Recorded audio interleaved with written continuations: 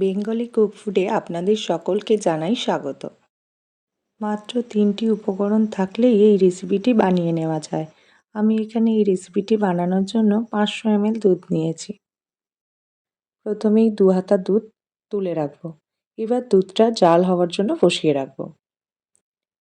এখানে আমি 10 পিস পাউরুটি নিয়েছি। প্রথমেই পাউরুটিগুলোর সাইডগুলো এইভাবে কেটে নেব। 500 ml দুধের জন্য 10 পিস পাউরুটি যথেষ্ট।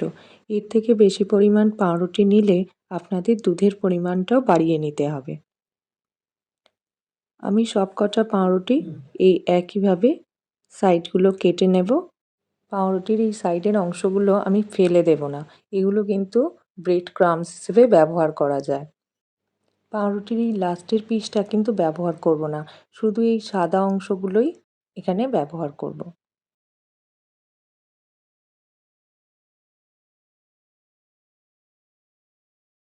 এবার বাটিতে যে দুধটা আগে থেকে তুলে রেখেছিলাম তার মধ্যে 2 চামচ কাস্টার্ড পাউডার দিয়ে খুব ভালো করে মিশিয়ে নেব। এদিকে দুধটাও ফুটে উঠেছে। দুধটা খুব বেশি ঘন করার দরকার নেই। আমি এখানে 60 গ্রাম মতন চিনি দিয়েছি। আপনারা আপনাদের স্বাদ অনুযায়ী মিষ্টিটা ব্যবহার করবেন। চিনিটা দেওয়ার পর দুধটা একটু পাতলা হয়ে যায়, তাই আবার কিছুক্ষণ ধরে নাড়াচাড়া করে একটু ঘন করে নেব। এবারে দুধটা এক হাতে নাড়তে থাকবো আর কাস্টার্ড পাউডারটা মেলাতে থাকবো। এটা কিন্তু এইভাবেই করতে হবে, না হলে কিন্তু দলা পাকিয়ে যাবে। আর এই রকমভাবেই নাড়তে নাড়তে দেখবেন 2-1 মিনিটের মধ্যেই ঠিক এই রকম ঘন হয়ে আসবে। এর থেকে বেশি ঘন করার দরকার নেই, তাহলে কিন্তু ব্রেডের মধ্যে কাস্টার্ডটা মেশানো যাবে না। এবার একটা পাত্রের মধ্যে কাস্টার্ড মিল্কটা দিয়ে দেব। গরম থাকা অবস্থাতেই কিন্তু কাজটা করতে হবে।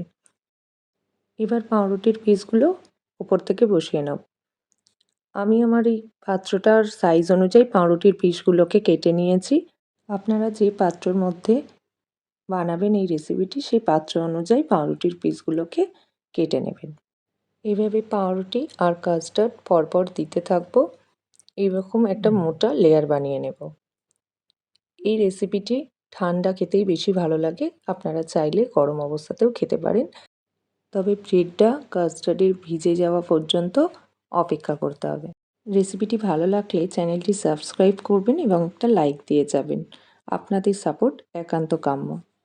আমার এখানে 10টা পিসই সাজানো হয়ে গেছে এবং ওপর থেকে আমি এভাবে কাস্টার্ড দিয়ে রেসিপিটা আমার গার্নিশিং করব।